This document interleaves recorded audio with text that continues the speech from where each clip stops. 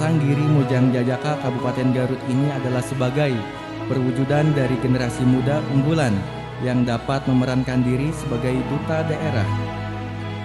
Mateakeun ajen inajen kasundaan gesan ngigelan paneka zaman.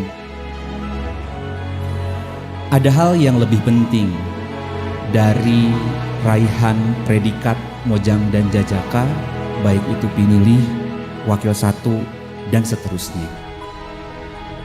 Mereka mau belajar.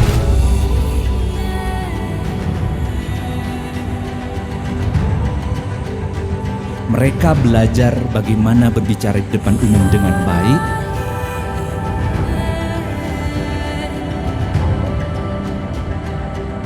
bagaimana mempersembahkan kreasi budaya Sunda,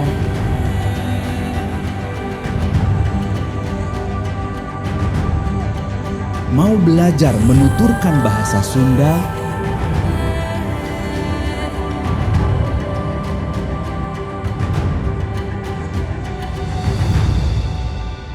bagaimana berdiskusi dengan bahasa Inggris, dan beragam lainnya.